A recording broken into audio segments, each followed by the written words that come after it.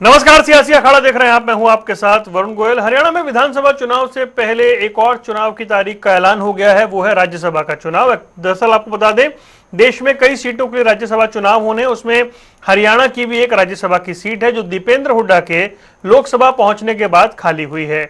मौजूदा समय में देखा जाए तो विपक्ष के पास कोई भी राज्यसभा की सीट अब हरियाणा में नहीं है।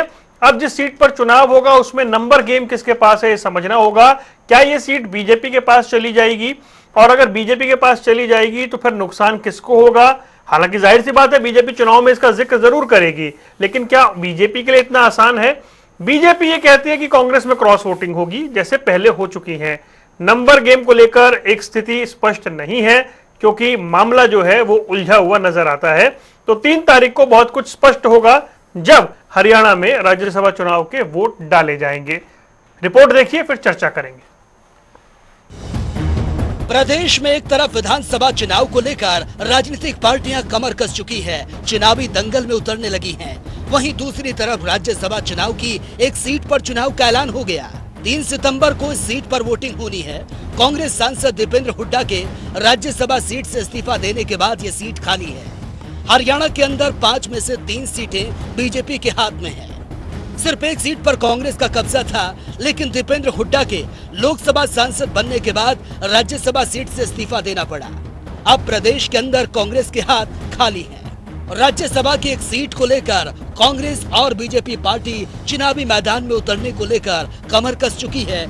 एक तरफ जहां बीजेपी अपनी मजबूती के साथ सीट पर काबिज होने का दावा कर रही है, तो दूसरी तरफ कांग्रेस अपनी साख बचाने के लिए सीट अपने हाथ से जाने नहीं देना चाहेगी।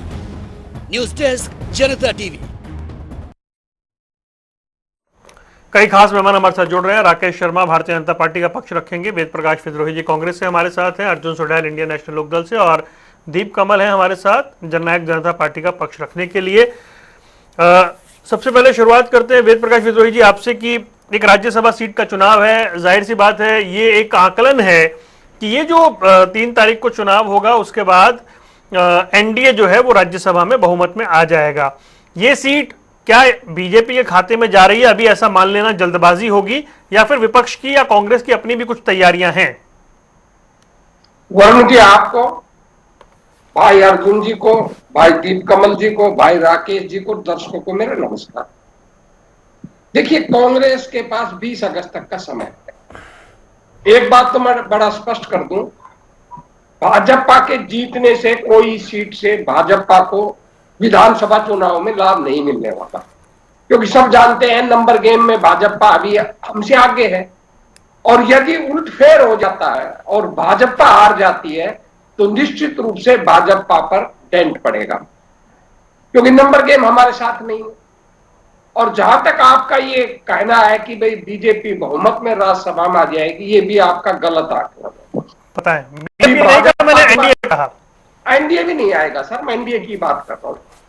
अभी 98 सीट है बीजेपी के पास, और 10 सीटों पर ये उपचुनाव होने वाला, 12 सीटों पर, 12 पे 10 में भाजपा जीतेगी, 11 में माना जा रहा है।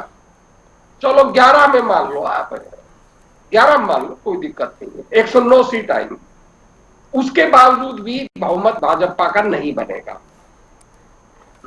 भाजपा का बहुमत राज्यसभा में निर्भर रहेगा बीजेडी पर और वाईएसआर। अगर वाईएसआर और बीजेडी और टीआरएस ये उनको सपोर्ट करेंगे तो निश्चित रूप से वो बिल अपने पास करवा लेंगे राज्यसभा। और ये 3 दल अगर सपोर्ट नहीं करेंगे तो उनका बहुमत नहीं रहेगा, ये तो मैं आपको ये बता दूं।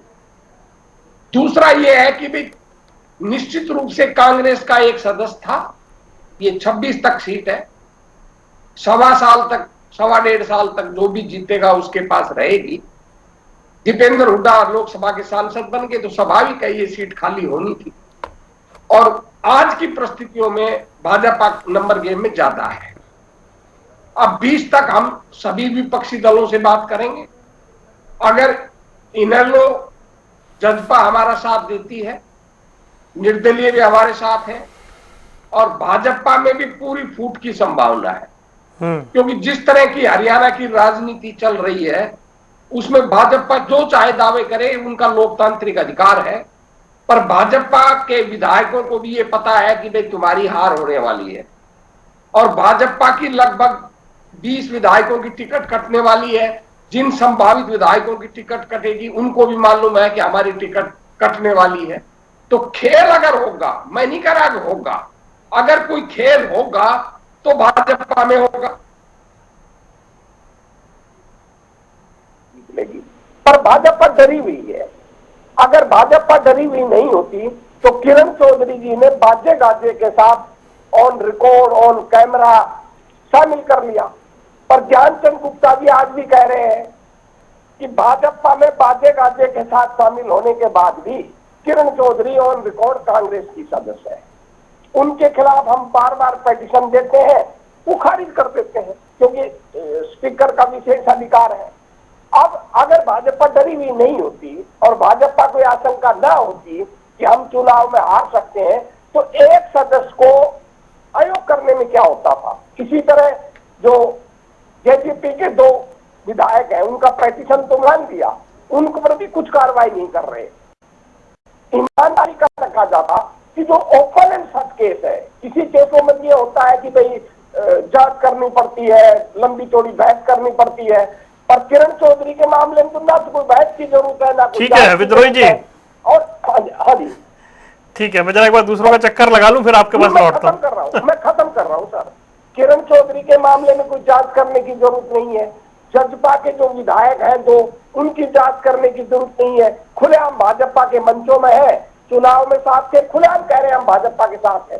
तो ऐसी स्थिति में 3 विधायकों को अयोग घोषित न करना बताता है भाजपा बेईमानी के रास्ते पर चल रही। चलिए ठीक है, हालांकि विद्रोही जी ने यह भी कहा कि बहुमत के आसपास नहीं है। मुझे लगा कि 6 मनोनीत और 1 निर्दलीय मिलाकर वो आंकड़ा 117 के आसपास पहुंचेगा जब ये रिजल्ट आ जाएंगे, पर चलिए उस आंकड़े पे बाद में जाएंगे। राकेश शर्मा जी, ये सीट आप जीत जाएं इसका विधानसभा चुनाव में कोई असर नहीं पड़ने वाला है। ये सीट आप हार जाएं तो जाहिर सी बात है आपको डेंट पड़ेगा, और कुछ भी अगर गड़बड़ होनी है तो उसकी आशंका आपके यहां है, कांग्रेस के यहां ऐसा नहीं होगा, ऐसा विद्रोही जी का कहना है। सबसे पहले तीज के महोत्सव की सभी प्रवक्ता साथियों को और प्रदेश के जनता टीवी के दर्शकों को बहुत बहुत शुभकामनाएं। जैसा कि कांग्रेस के प्रवक्ता वेद प्रकाश जी कह रहे थे कि कांग्रेस बीजेपी डरी हुई है, मैं कहता हूँ ये तो हरियाणा की जनता जानती है कि डरा हुआ कौन है। डरी हुई तो कांग्रेस है। जब विपक्ष के इनेलो के भी और जेजेपी के भी लोग आपसे बार बार आज कह रहे थे कि आप अपना प्रत्याशी घोषित कीजिए, प्रत्याशी घोषित कीजिए, कभी आप जेजेपी के पाले में गेंद घेर देते हैं, कभी वो आपके पाले में गेंद घेर देते हैं। तो डरा हुआ कौन है ये तो हरियाणा की जनता जानती है अच्छे से। डरी हुई है कांग्रेस, क्योंकि हुड्डा जी को पता है, कांग्रेस को पता है कि हुड्डा जी किस बूते पर अपना प्रत्याशी उतारे, उनकी पोल खुल जाएगी। जहां वो एक तरफ बार बार कह रहे थे कि सरकार अल्पमत में है, सरकार अल्पमत में है, पता लगेगा कि कांग्रेस विपक्षी अल्पमत में बैठा हुआ है। तो ऐसी स्थिति में ये कैसे साहस कर सकते हैं कि हम अपना प्रत्याशी उतार दें या कोई कॉमन प्रत्याशी हम लोग उतार दें।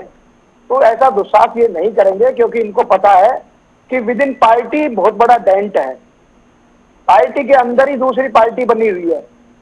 पहले एसआर के था, अब के निकल गया तो वी आ गया। तो ऐसी परिस्थिति में इनका डर जायज भी है, वाजिब भी है, परंतु क्योंकि मंजे हुए प्रवक्ता हैं, पुराने प्रवक्ता हैं, चीजों को रखने में माहिर है, तो ये उस प्रकार से अपना धर्म निभा रहे हैं। क्रॉस वोटिंग की आशंका है क्या आपके खेमे में? मतलब विद्रोही जी ऐसी संभावना जता रहे हैं वही कि इस बार क्रॉस वोटिंग आपके यहाँ देखने को मिलेगी? देखो ऐसा है जी, दिल को बहलाने के लिए गाली भी एक ख्याल अच्छा है। बस ये इसी इंतजार में रहे कि भाजपा के यहाँ ये होगा, भाजपा के यहाँ ये होगा। अरे कम से कम हुड्डा साहब और आप लोग कांग्रेस के लोग मिलजुल कर इसके लिए कुछ मेहनत करो, कुछ रणनीति बनाओ। ठीक है, इस भरोसे क्यों बैठे हो ठीक है। ये हो जाएगा तो ये हो जाएगा, ये हो जाएगा तो ये हो जाएगा। कुछ नहीं होने वाला। भारतीय जनता पार्टी का प्रत्याशी राज्यसभा में चुना जाएगा और इनका डर वाजिब है, ये उस डर के साथ जी रहे हैं। ठीक है, जैसे इनकी इच्छा। मैं आता हूं फिर अगले वो, हालांकि उन्होंने तो कहा कि बेईमानी आप कर रहे हैं, मैं उस पर बाद में आऊंगा। किस चीज की बेईमानी भाई? भारतीय जनता पार्टी को क्या करना है?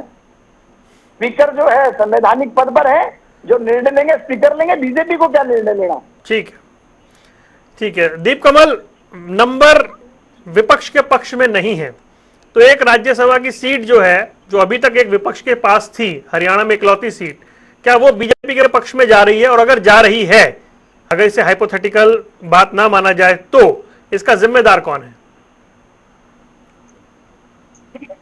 नंबर अगर विपक्ष के पास नहीं है तो नंबर तो सत्ता पक्ष के पास भी नहीं है। हम बार बार ये कहते हैं और गिनकर बताते हैं कि अल्पमत की सरकार चल रही है नायब सिंह सैनी जी की, और वो इसलिए बचे हुए हैं क्योंकि एक 6 महीने का जो नियम है कि जब दोबारा से अविश्वास प्रस्ताव नहीं आ सकता, और मार्च में आया था तो उसके बाद 9वें 10वें महीने तक वो वैसे ही सुरक्षित है। तो जहां तक बात यह है कि संख्या बल किसके पास कितना है, ये स्पष्ट नहीं है उतना। और राज्यसभा चुनाव के संदर्भ में तो हमने पहले भी देखा है कि बहुत ज्यादा स्पष्ट होने वाली संख्या भी वोटिंग के दिन बदल जाती है, परिणाम के वक्त कुछ और ही संख्या निकल कर आती है। और राज्यसभा में तो एक एक वोट, दो दो वोट, कौन कितने किसने वोट डाला, किसका वोट खारिज हो गया, उससे भी परिणाम बदल जाता है। तो मैं तो इसके लिए, अगर ये गिफ्ट मिल रही है भारतीय जनता पार्टी को राज्यसभा की सीट 2 साल के लिए, तो निश्चित तौर पर जो मुख्य विपक्षी पार्टी है और उससे भी ज्यादा मुख्य विपक्षी पार्टी के जो नेता हैं, नेता विपक्ष जो हैं हमारे, जिनके जिनमें वो कहीं अपनी पार्टी के तो है ही नेता, लेकिन वो नेता विपक्ष भी हैं विधानसभा में, तो वो उस नाते से क्या कोई हिम्मत करके, कोई थोड़ा सा अपना एक प्रयास करके, जो बाकी दल हैं विपक्ष में, उनके 30-31 विधायकों के अलावा, उनको भी कभी एक जगह पर, एक मंच पर लाने का प्रयास करेंगे। ये उनकी एक नैतिक जिम्मेदारी बनती है कि उनके सामने, उनकी मौजूदगी में, जब वो नेता विपक्ष थे तो एक अल्पमत में सरकार चलती रही और बिना क्लियर नंबर हुए सत्तारूढ़ पार्टी अपना राज्यसभा का सांसद बना गई। ये उनके इतिहास में लिखा जाएगा, मैं लिखूंगा जब कभी भी कोई और ऐसा मौका आएगा कि ये हुआ भूपेंद्र सिंह हुड्डा जी के नेता विपक्ष होते हुए, क्योंकि उन्होंने हिम्मत नहीं दिखाई। विद्रोही जी ने दूसरे नजरिए से ये बात बताई कि राज्यसभा चुनाव जीत जाने से बीजेपी को कोई फायदा नहीं होने वाला है, जबकि इनके मानो मस्तिष्क पर, और खासतौर से भूपेंद्र सिंह हुड्डा जी के मस्तिष्क पर यह है कि अगर कैंडिडेट खड़ा किया और जीत नहीं पाया, तो जो ये सोच रहे हैं कि एक कांग्रेस के लिए मोमेंटम बन रहा है, उसको बड़ा डेंट लगेगा। और उससे भी ज्यादा डेंट ये लगेगा कि नेता विपक्ष होते हुए, भूपेंद्र सिंह हुड्डा की कमांड होते हुए एक कैंडिडेट आया और हार गया। ये है असली बात जो मन में है, कि हम ऐसा कोई मौका ना देखें जब एक चुनाव में आमने सामने भूपेंद्र सिंह हुड्डा को विपक्ष के लोगों को एकजुट करना पड़े, वोट डलवाने पड़े, आखिरी वक्त तक उनको एकजुट रखना पड़े, और अगर वो उसमें हार गए तो फिर वो नुकसान ना झेले। जैसा कि पिछली बार 2019 में हुआ कि भूपेंद्र सिंह हुड्डा और दीपेंद्र हुड्डा दोनों लोकसभा का चुनाव लड़े और दोनों ही हार गए। उससे उनको बहुत मानसिक तौर पर झटका लगा था, उनकी हिम्मत ही नहीं हुई 4 महीने बाद की विधानसभा चुनाव में सरकार बनाने के लिए कोई हिम्मत करे, क्योंकि इतना मानसिक सदमा कहीं ना कहीं लगा, और पब्लिक इमेज में भी बड़ा फर्क पड़ता है इन बातों का। तो इसलिए वो लड़ ही नेता विपक्ष बनने के लिए रहे थे 2019 में, इस बार वो मुख्यमंत्री बनने के लिए लड़ रहे हैं। तो इस बार कोई ऐसी गलती नहीं करना चाहते, ये है असली पीछे की कहानी। अदरवाइज कोई कारण ऐसा नहीं है। यही सदन था, यही विधानसभा का कार्यकाल था जब 2020 में दीपेंद्र हुड्डा राज्यसभा का चुनाव लड़ते हैं और सामने कोई कैंडिडेट ही नहीं आता है। भूपेंद्र सिंह हुड्डा जी इतने शानदार मैनेजर हैं कि दीपेंद्र हुड्डा के सामने सत्तारूढ़ पार्टी कोई कैंडिडेट खड़ा नहीं करती है। और आज के दिन जब खुला मैदान है, अल्पमत में सरकार है, अल्पमत में बीजेपी की सरकार है, संख्या नहीं है, तब भूपेंद्र सिंह हुड्डा किसी और को कैंडिडेट खड़ा नहीं करेंगे, क्योंकि अब दीपेंद्र हुड्डा लोकसभा में चले गए, भूपेंद्र सिंह हुड्डा जी मुख्यमंत्री बनना चाहते हैं 2 महीने बाद, तो बीच में आशा हुड्डा को तो राज्यसभा नहीं भेजना चाहेंगे वो, तो इतना ज्यादा तो वो खुलासा नहीं करना चाहेंगे। और किसी चौथे आदमी के लिए वो प्रयास करें, ये उनकी फितरत में नहीं है। वो तो अजय माकन के लिए नहीं किया, आर.के. आनंद के लिए नहीं किया, पिछले 2 लोकसभा चुनावों में तो अपने बेटे के अलावा 2019 में और 2014 में तो लोकसभा चुनाव में 10 सीटों पे सिर्फ एक दीपेंद्र हुड्डा के अलावा किसी और सीट की कोई परवाह नहीं की। तभी तो सोनीपत में भी हार गए, खुद भी नहीं अपनी सीट बचा पाए, वहां से भी 1.5-2 लाख से हार गए। ठीक है, मैं कह रहा हूँ ये एक व्यक्तित्व को दिखाता है, और ये कहानी है। ये दिखने में ऐसा है कि अब 3 सितंबर को वोट पड़ेंगे और उसी दिन शाम को बीजेपी का सांसद चुना जाएगा कोई ना कोई, और हो सकता है उससे पहले चुन लिया जाए, क्योंकि नॉमिनेशन ही ना आएगा कोई, नॉमिनेशन के आखिरी दिन। अरे आपने तो संभाव, ऐसा मत करिए, हमारा इवेंट खराब हो जाएगा भाई। हम तो नहीं, वो ऐसे ही है, फिर नॉमिनेशन ही नहीं आएगा तो क्या होगा, वो तो स्पीकर उनको सर्टिफिकेट दे देते हैं उसी दिन पे। ठीक है, लेकिन मैं ये कह रहा हूँ कि इसके पीछे जो मनोविज्ञान है, राजनीतिक मनोविज्ञान है, वो इतना है, इतनी दुविधा से भरा हुआ है, इतना सोचा समझा है भूपेंद्र सिंह हुड्डा जी की तरफ से कि वो अगले 2-3 महीने एक एक दिन करके शांति से निकालना चाह रहे हैं। बस सोच रहे हैं कि बस मुकुट तैयार है अक्टूबर के आखिर में, और उससे पहले कोई रिस्क नहीं लेना है किसी टाइप। ठीक है अर्जुन सुढेल, 3 तारीख को जो चुनाव होना है, ये एक सामान्य सी बात मान ली जाए या फिर वाकई इस चुनाव का कोई लेना देना नहीं होगा विधानसभा चुनाव से, कोई बट नहीं है, ठीक है कोई व्यक्ति आएगा जीत जाएगा, बात खत्म हो जाएगी, इतनी सी बात है क्या ये? देखिए, जो बात आपने कही कि कोई भी व्यक्ति आएगा वो जीत जाएगा, तो ये दीप कमल जी ने भी कहा कि ये लग रहा है, क्योंकि भूपेंद्र सिंह हुड्डा बीजेपी की बी टीम है और ये सबको पता है। अभी पीछे जब चुनाव की चर्चाएं चली थी, आप लोगों ने भूपेंद्र सिंह हुड्डा से सवाल किया था, तो उन्होंने क्या कहा था कि हमारे पास तो नंबर ही नहीं है। जो आदमी पहले ही इतनी जल्दी हार मान चुके हैं, मुझे नहीं लगता कि वो कोई उम्मीदवार उतारेंगे, और मुख्य विपक्षी दल है, उम्मीदवार उतारना चाहिए। हम भी उम्मीदवार देखेंगे, हम भी भारतीय जनता पार्टी के खिलाफ जाकर के वोट करने का काम करेंगे। और ये विधानसभा के चुनाव से अगर इसको जोड़ के देखा जाए तो ऐसा कुछ मुझे नहीं लग रहा, क्योंकि विधानसभा में चुनाव अलग होने हैं, लोकसभा का मुद्दे अलग थे, विधानसभा के मुद्दे अलग हैं, और भारतीय जनता पार्टी से लोग पूरी तरह से नाराज हैं और इसका विधानसभा से कोई लेना देना नहीं है। भूपेंद्र सिंह हुड्डा पहले ही हार मान चुके हैं। हमने तो सबने कहा था कि मिलकर के चुनाव लड़े और आप उम्मीदवार खड़ा कीजिए, हम साथ हैं, लेकिन वो पहले ही भाग चुके हैं। विद्रोही जी ने इतनी बड़ी बड़ी बातें कर दी, ये नहीं बताया कि भूपेंद्र सिंह हुड्डा ने ये भी कह दिया था कुछ दिन पहले। ठीक है विद्रोही जी, सारी बात कुल मिला के विल पावर, इच्छा शक्ति पे आ रही है। जब उनके परिवार का लड़ रहा है तो इच्छा शक्ति है, वो तो अभय चौटाला से भी वोट मांग रहे हैं। अभी जो है, या फिर चलिए पिछला चुनाव भी देख लें अजय माकन वाला, क्या ये मान लिया जाए कि चुनाव से पहले ही जो दीप कमल सहारन जहां इंगित कर रहे हैं बात को, उस दिशा में है कि फोकस विधानसभा में है, राज्यसभा चुनाव तो निकल जाएगा जैसे भी है?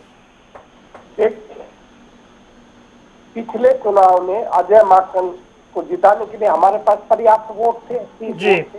जी, इसलिए हमें कोई आवश्यकता ही नहीं थी इधर उधर जाने की। पर दुर्भाग्य से 2 बातें हुई। एक तो ऐड कर रहा हूं, बस एक ऐड कर रहा हूं उसमें, माफी के साथ, दीपेंद्र हुड्डा के समय में भी नंबर था, लेकिन फिर भी फोन करके वोट तो मांगा ही था अभय चौटाला से।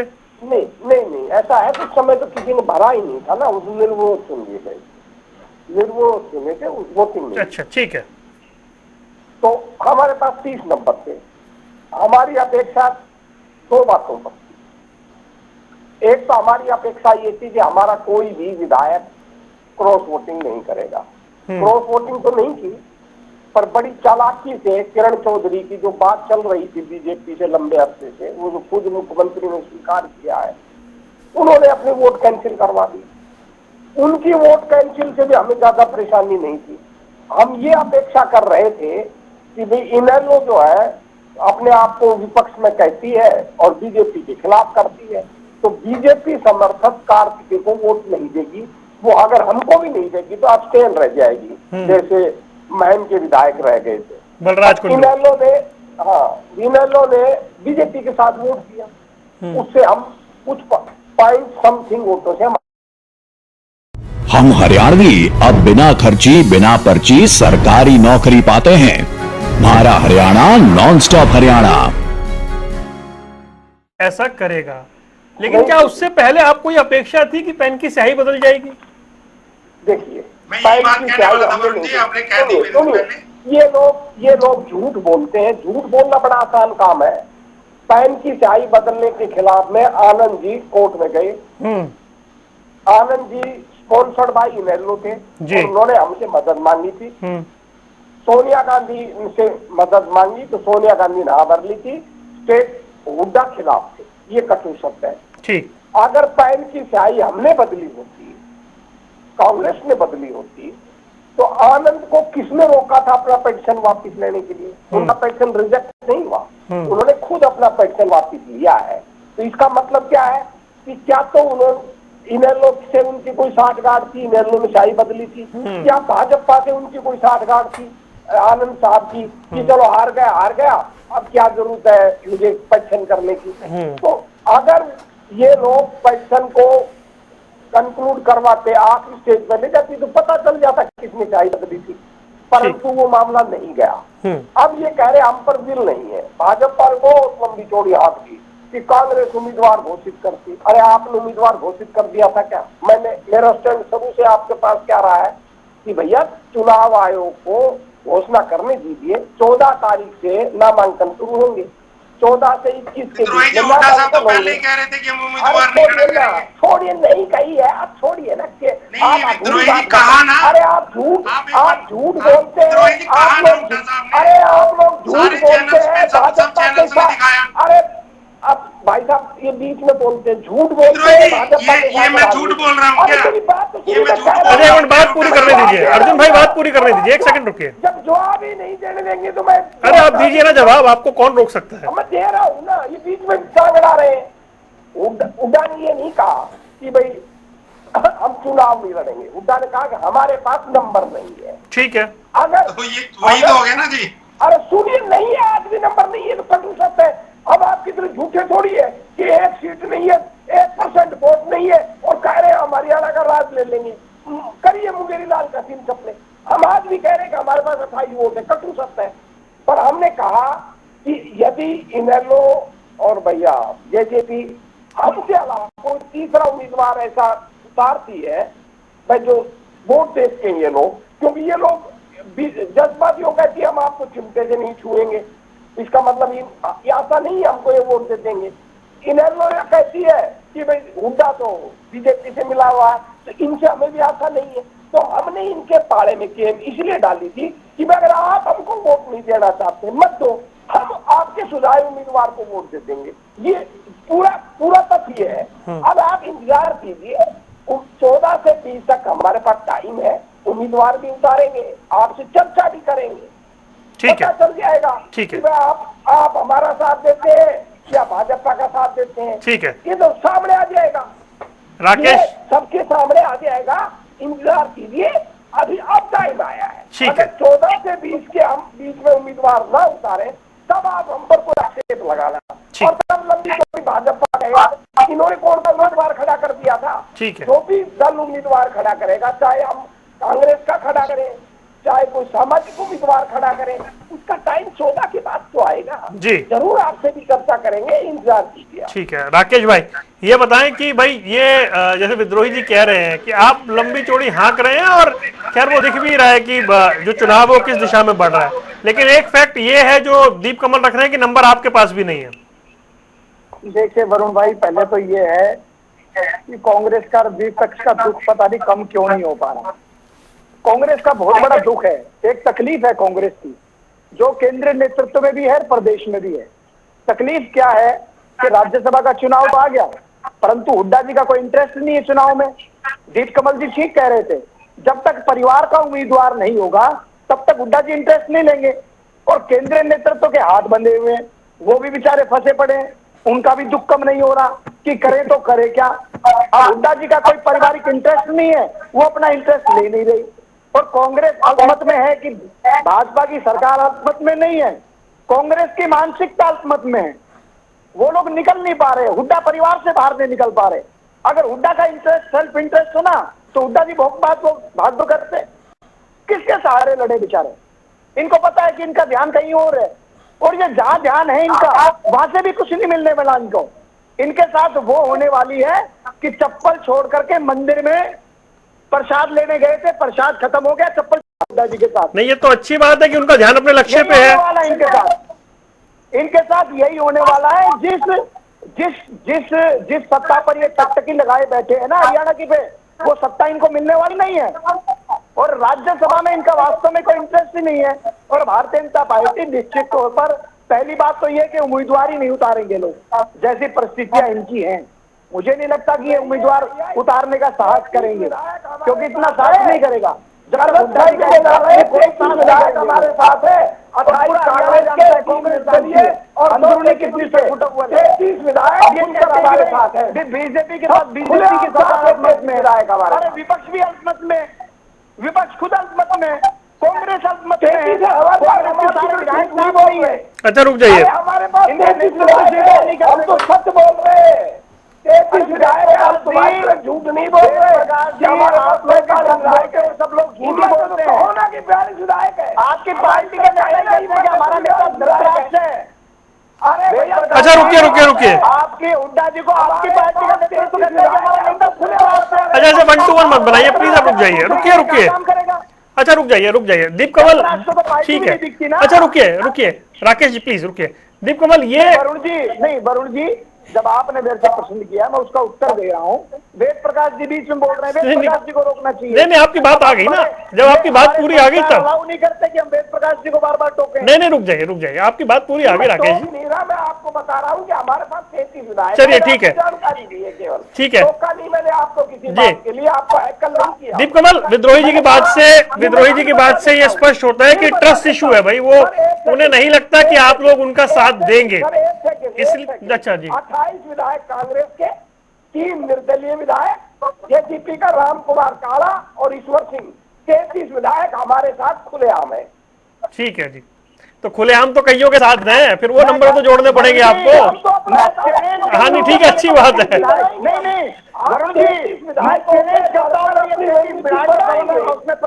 ठीक है चलिए रुकिए अब रुक जाइए, पॉइंट आ गया ना, ठीक है। आप अपनी धक्के दीप कमल भाई ये ट्रस्ट इशू है भाई कांग्रेस को, वो विद्रोही जी ने बता दिया कि जेजेपी पे भरोसा नहीं है उन्हें, इसलिए उन्होंने आपके पाले में गेंद डाली है। हुड्डा जी डरते हैं कहीं मेरी पोल खुल गई। अच्छा रुकिए नहीं दीप कमल बोलेंगे, रुकिए राकेश जी रुकिए, शर्मा जी रुकिए दीप कमल बोलेंगे जी। दीप कमल देखिए जब चुनाव आता है, कोई भी चुनाव हो, तो उसमें से जीत की संख्या तो पहले से किसी के लिए तय नहीं होती है, और अगर तय पहले से है तो उस चुनाव को लड़ने में क्या बहादुरी है। चाहे कोई भी चुनाव हो, उसके अंदर जाने के बाद, कैंपेन करने के बाद ही तो पता चलता है ना कि कितने लोग आपके लिए वोट डालेंगे। विद्रोही जी ने ये अच्छी बात कही, और कांग्रेस पार्टी की तरफ से पहली बार मैं ये बात सुन रहा हूं कि अब 14 तारीख तक हमें वेट करना चाहिए कि ये कैंडिडेट उतारेंगे, अगर ये ना उतारे तब फिर हम इनको ये बात कहें, क्योंकि ऐसी बात कभी भी भूपेंद्र सिंह हुड्डा या कांग्रेस पार्टी की तरफ से किसी और ने नहीं की कि हम चुनाव की कैंडिडेट उतारेंगे, चुनाव आने दीजिए हम कैंडिडेट उतारेंगे, ये कभी नहीं कहा किसी ने। पहली बार उन्होंने कहा अच्छी बात है, हम तब तक वेट भी कर लेते हैं। देखिए दूसरी बात एक और है, जो ट्रस्ट इशू वाली बात है, उसके साथ जुड़ा हुआ एक संदर्भ है इसी साल का कि हमारे पास संख्या नहीं है, इस वजह से हम चुनाव क्यों लड़े, हमें नहीं लड़ना चाहिए या लड़ने का फायदा नहीं है। जब मार्च में भूपेंद्र सिंह हुड्डा जी कांग्रेस पार्टी की तरफ से सरकार के खिलाफ अविश्वास प्रस्ताव लेकर आए थे बजट सत्र के दौरान फरवरी में, तब तो हमारी पार्टी पूरे तरीके से भारतीय जनता पार्टी के साथ थी, और किसी भी सूरत में सरकार के पास 55-56 विधायक थे। कांग्रेस पार्टी के विधायकों की संख्या 32-33 से ज्यादा सब कुछ जोड़ लो तो भी नहीं जा सकती थी। उसके बावजूद अविश्वास प्रस्ताव लेकर आए, संख्या तो नहीं थी, साफ दिख रही थी, फिर भी लेकर आए, और लेकर आने के बाद वोटिंग से पहले वॉकआउट कर गए। अपने लाए हुए अविश्वास प्रस्ताव पर वोटिंग से पहले कांग्रेस पार्टी के सारे विधायक वॉकआउट करके चले गए। क्या वजह थी? क्या ये साफ स्पष्ट नहीं दिखता है कि सरकार को 6 महीने का फ्री पास देना था, सेफ्टी देनी थी 6 महीने के लिए नियम के अनुसार, कि उसके बाद अविश्वास प्रस्ताव नहीं आ सकता है। या तो मनोहर लाल जी ने भूपेंद्र सिंह हुड्डा जी को बैठाकर चाय पे समझा दिया होगा कि हम गठबंधन तोड़ने वाले हैं, उसके बाद ये चीजें बनेंगी इस तरीके से, हम थोड़ा सा डाउट में आ सकते हैं, आप इतना सा काम कर दो हमारे लिए कि हमारी सरकार की 6 महीने की गारंटी करवा दो। उन्होंने कहा होगा कि हाँ ठीक है, बढ़िया है, एक दो ईडी के चक्कर कम हो जाएंगे, सीबीआई की थोड़ी सी इन्वेस्टिगेशन थोड़ी स्लो हो जाएगी, कुछ तो बार्गेनिंग कुछ ऐसी चीजों में होती है ना राजनीतिक रूप से। नहीं तो और क्या कारण है? दीप कमल जल्दी किताब लिखेंगे, मुझे पूरी उम्मीद है। आप अविश्वास, हम हरियाणवी अब 24 घंटे बिजली पाते हैं। हमारा हरियाणा नॉन स्टॉप हरियाणा। और ये मुझे दिखता है कि हाँ उन्होंने बताया होगा, क्योंकि ये हमें बाद में पता चली प्लानिंग की गठबंधन तोड़ना है या बाकी बातें हैं। मनोहर लाल जी को तो पता होगी ना कि भाई हाँ हमें आगे अकेले चलना है लोकसभा चुनाव के संदर्भ में, और बाकी इस टाइप का इशू नहीं आना चाहिए। 6 महीने की एक ले लेते हैं। वो भूपेंद्र सिंह हुड्डा जी ने सहयोग कर दिया, और वैसा ही सहयोग दीपेंद्र हुड्डा के इलेक्शन में किया था, बीजेपी ने कैंडिडेट नहीं उतारा था। तो ये चलता रहता है बड़े लोगों के बीच में। चलिए ठीक है अर्जुन सुडेल, अगर बड़े लोगों के बीच में कुछ चल रहा है तो फिर बाकी लोग क्या कर रहे हैं भाई? फिर इस चुनाव का मतलब क्या है?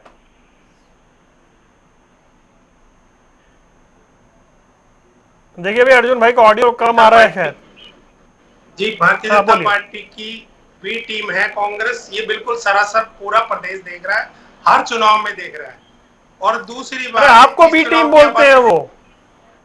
देखिए, ऐसे बोलने से कुछ नहीं होता। अगर विद्रोही जी ने सर, कहा एक कि उदाहरण बता दे, आपने बीजेपी के कभी उम्मीदवार को कांग्रेस और वोट, बीजेपी हमने का गठबंधन हुआ हो हमने तो, और मैं हमने सैकड़ों आजाद उदाहरण बता दूंगा उम्मीदवार कि को, मैंने और इंडिपेंडेंट बीजेपी का उम्मीदवार गठबंधन को हुआ है। वोट की थी उस सर, टाइम एक पे भी, उदाहरण बता और देने इन की लोगों ने आपके पेन की अंदर स्याही बदल कि करके कभी भी भारतीय जनता कांग्रेस पार्टी का के उम्मीदवार को बीजेपी या जितवाने का काम जनसंघ किया। से गठबंधन हुआ हो, विद्रोही जी कभी सुनिए ना, सहयोग लिया विद्रोही जी हो। सुनिए। कांग्रेस की तो बात ही नहीं कर रहे, वो तो कह रहे हैं भूपेंद्र सिंह हुड्डा का पर्दे के पीछे है। सर, कहने से बिल्कुल क्या है, होता बिल्कुल, है? बिल्कुल, इनका वरुण जी। खुलेआम है, इनका तो खुलेआम अभी आप है सर। देखना, इन्होंने मुझे कहा नहीं किसी को लगता, वोट दिया देखो ना दिया, आप बता 100% दीजिए वरुण जी मुझे। मान के चलिए कि भूपेंद्र सिंह हुड्डा कोई उम्मीदवार नहीं उतारने वाले हैं, ये आप बिल्कुल 100% मान के चलिए। विद्रोही जी ने तो कहा है कहीं ना कहीं यहाँ बैठ करके कि हम कोशिश करेंगे, लेकिन भूपेंद्र सिंह हुड्डा कोई उम्मीदवार नहीं अरे उतारेंगे। 20 तक ये इंतजार कर बिल्कुल लो पर्दे भाई। के पीछे की गेम अरे है। भाई 20 तक इंतजार कर लो। अच्छा चलो, नहीं उतारेंगे तो मैं बैठा हूँ ना यहाँ पे अखाड़ा सजाने के लिए। उतार दिया आपकी बात तो नंगे हो इंतजार कर जाओगे, लेते हैं विद्रोही इसलिए जी, 20 तक इंतजार आपकी करने बात को नहीं, तैयार इंतजार कर नहीं। लेते हैं। अर्जुन भूपेंद्र भाई, सिंह हुड्डा पर किसी को कोई भरोसा नहीं। अर्जुन भाई, अगर उम्मीदवार नहीं उतारेंगे तो मैं बैठा हूँ ना यहाँ अखाड़ा सजाने के लिए, चिंता क्यों करते 20 हैं? तक तो इंतजार कर विद्रोही जी कह रहे उतारेंगे।